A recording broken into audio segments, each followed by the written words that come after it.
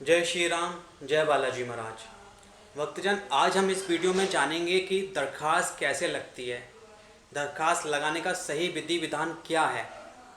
करोड़ों लाखों भक्त जाते हैं, दरख्वास्त लगाते हैं, लेकिन सब लोगों की दरख्वास्त सुनवाई नहीं होती बाबा। सब लोगों की दरख्वास्त सुनवाई नहीं करते हैं बाबा। उसमें से हज़ारों लोगों की दरख्वास्त सुनवाई होती है, क्योंकि उन्हें पता है कि दरख्वास्त कैसे लगाई जाती है, दरख्वास्त की क्या प्रार्थना होती है, किस विधि विधान से दरख्वास्त लगाई जाती है। वो चीज़ मैं आपको आज बताऊंगा इस वीडियो में, तो लास्ट तक पूरे बने लीजिएगा। अगर जिसने चैनल सब्सक्राइब नहीं किया है तो प्लीज़ चैनल को सब्सक्राइब कर लिया, जिससे आगे आपको ऐसी जानकारी मिलती रहे। तो भक्तजन, अगर आप बालाजी चाह रहे हैं तो सबसे पहले तो बालाजी जाने से पहले आपकी एक दरख्वास्त लगती है आपके घर में, ठीक है। उसके बाद अगर आप बालाजी पहुंच गए तब आपकी एक दरख्वास्त लगती है। उसके बाद जब आप वहां से वापस आएंगे तब आपकी दरख्वास्त लगती है।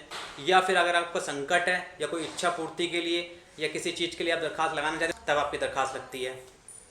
तो मैं आपको बताऊँ, देखो दरख्वास्त का कितना ज़्यादा महत्व है। हर जगह दरख्वास्त लगती है बाबा की। दरख्वास्त से ही बाबा काम कर देते हैं, सुनवाई कर देते हैं। तो दरख्वास्त का विधि विधान जानना बहुत ज़रूरी है कि दरख्वास्त कैसे लगती है। उसी के बारे में इस वीडियो में मैं करने वाला हूँ। चलिए वीडियो को स्टार्ट करते हैं। देखिए भक्तजन, सबसे पहले दरख्वास्त जो बालाजी में लगती थी वो एक डोंगे में लगती थी 10 रुपये की।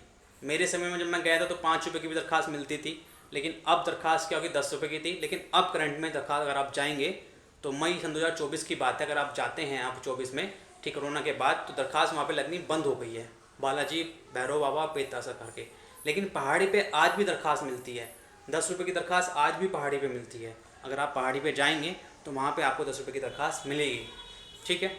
अब दरख्वास्त लगाने की प्रार्थना क्या होती है। अगर आप नीचे मंदिर में दरख्वास्त लगा रहे हैं या फिर आप अपने घर में दरख्वास्त लगा रहे हैं तो कभी भी 10 रुपये की दरख्वास्त मत लगाइए। काफ़ी लोग बोलते हैं कि 10 रुपये लीजिए, उतार दीजिए अपने ऊपर से और रख दीजिए, दरख्वास्त लग गई आपकी। नहीं, आपको हमेशा 11 रुपये लेने हैं। 1.25 रुपये आपके होने चाहिए, ठीक है। कभी भी एक राउंड फिगर नहीं आपका होना चाहिए। आपका 1.25 रुपये सवा चीज़ होनी चाहिए, तभी आपकी दरख्वास्त लगती है। तो भक्तजन, आपको इसमें क्या है, आपको 11 रुपये लेने हैं। अगर आप अपने घर में दरख्वास्त लगा रहे हैं तो आपको 11 रुपये लेने हैं, ठीक है। 11 रुपये लेके आपको दरख्वास्त क्या करनी है मैं आपको बता देता हूँ। 11 रुपये आपने ले लिए हाथ में लेने के बाद उसको माथे से टच कीजिए, या फिर आपको अपनी नाभि से, जो आपकी नाभि होती है, नाभि से आपको ऊपर रखना है, ठीक है भक्तजन। नाभि से नीचे नहीं हो जाएगा। नाभि से नीचे का स्थान हमारा अशुद्ध होता है और नाभि से ऊपर का स्थान हमारा शुद्ध होता है।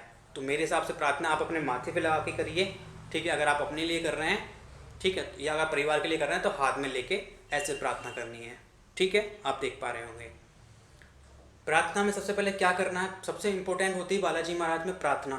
बालाजी में सबसे इम्पोर्टेंट होती है बालाजी में प्रार्थना, कि प्रार्थना कैसे करें। आधे से ज़्यादा भक्तजन प्रार्थना करना नहीं जानते हैं। मैं आपको प्रार्थना करना बताऊंगा। मेन प्रार्थना ही होती है। दरख्वास्त तो ठीक है सब लगा देते, लेकिन प्रार्थना मेन होती है। प्रार्थना कैसे करनी है, आपको सबसे पहले अपना नाम, जो भी आपका नाम है, आपको अपने पिता का नाम, जो भी आपके पिता का नाम है, और आपके अपने गोत्र का नाम, ये चीज़ करके आपको कि बाबा मैं आपके चरणों में आपको प्रणाम करता हूँ, मैं आपके चरणों में दरख्वास्त लगाता हूँ। हे बालाजी महाराज, मेरी दरख्वास्त को स्वीकार कीजिएगा। हे बालाजी महाराज, मैं ये दरख्वास्त संकट निवारण के लिए लगा रहा हूँ। हे बालाजी महाराज, मेरे ऊपर कोई भी रोग, दोष, जादू टोना, क्रिया, खिलाया हुआ, पिलाया हुआ, शमशान का, रास्ते का, घर परिवार का, जो भी कोई हो बाबा, अपने शक्ति बल द्वारा उसे अपने चरणों में लीजिएगा। मैं दरख्वास्त बालाजी महाराज आपके चरणों में लगा रहा हूँ। मेरे से कोई गलती, कोई भूल हो जाए बाबा तो मुझे क्षमा करना। मैं नादान हूँ, मैं नहीं जानता किस विधि विधान से आपकी दरख्वास्त लगती है। मैं श्रद्धा भक्ति भाव से आपकी दरख्वास्त लगा रहा हूँ। हे बालाजी महाराज, मेरी दरख्वास्त को स्वीकार कीजिएगा। हे बालाजी महाराज, मेरी दरख्वास्त को स्वीकार कीजिएगा। हे बालाजी महाराज, मेरी दरख्वास्त को स्वीकार कीजिएगा। ये 3 बार आपको बाबा से बोलना है। और ये सेम प्रार्थना आपको भैरव बाबा के सामने करनी है, और ये सेम प्रार्थना आपको पेत्रा सरकार के सामने करनी है। क्योंकि पहले हम क्या करते थे, तीनों देवता की दरख्वास्त लगती थी। और ये प्रार्थना लास्ट में आपको कोई भी नहीं बताएगा इस वीडियो में, आपको दीवान सरकार से भी करनी है। आप जब बालाजी जाते होंगे तो पेत्रा सरकार के निकलने के बाद दीवान सरकार पढ़ते हैं, तो दीवान सरकार से भी आपको प्रार्थना करनी है। क्योंकि पेतों के राज के दीवान सरकार हैं, उन्होंने आदेश कर दिया तो बाबा तुरंत आपका आदेश, आपकी प्रार्थना सुन लेंगे और तुरंत आपका कार्रवाई आप दरख्वास्त पे कर देंगे। तो इस तरह से आपको प्रार्थना करनी है दरख्वास्त के लिए, और वो पैसा आपको अपने माथे पे छुपाकर बाबा के चरणों में रख देना है। ऐसा नहीं कि आजकल क्या होते हैं, कुछ भक्तजन कुछ क्या होते हैं कि उसको अपने ऊपर से उतार कर 7 बार उतार के रख देते हैं, लेकिन पैसा कभी उतरा नहीं जाता। दरख्वास्त अपने ऊपर से उतरती थी, लेकिन ऐसा कभी नहीं उतरता है। ये बात हमेशा ध्यान रखना। मेरे गुरु ने मुझे यही सिखाया है कि पैसा कभी मत उतारना अपने ऊपर से, ठीक है। लक्ष्मी कभी अपने ऊपर से उतार के नहीं रखी जाती है, ना ही उतार के फेंकी जाती है, ठीक है। अगर आप ऐसा करते हैं तो आपको लक्ष्मी कभी प्राप्त नहीं होती है। तो मेरे गुरु ने मुझे यही सिखाया है। मैं गुरु की वाणी आपके सामने रख रहा हूँ, तो मेरे दरबार में तो यही होता है। तो मैं अपने दरबार की अपने गुरु की वाणी रख रहा हूँ, तो पैसा कभी नहीं उतार के रखना चाहिए, ठीक है। और आज तक किसी ने आपको ये भी नहीं बताया कि दीवान सरकार से भी आपको प्रार्थना करनी है। अगर आप दीवान सरकार से प्रार्थना नहीं करते, कुछ लोग तो बालाजी महाराज से प्रार्थना करी और छोड़ दी, लेकिन क्या होता है कि भैरव बाबा से भी प्रार्थना करनी होती है, पेतरा सरकार से भी प्रार्थना करनी होती है, साथ साथ दीवान सरकार से प्रार्थना करनी होती है, तब जाके आपकी ये दरख्वास्त पूर्ण होती है। तो दरख्वास्त लगाने का नियम विधि मैंने आपको बताई है, क्या प्रार्थना करनी होती है, क्या विधि होती है, ठीक है। अगर आप पहाड़ी पे जा रहे हो तो पहाड़ी पे आपको डोंगा मिलता है, वो अपने ऊपर से उतार कर आप फेंक सकते हैं। 2 लड्डू मिलते हैं, वो 2 लड्डू ग्रहण कर सकते, संकट वाले ग्रहण कर सकते हैं।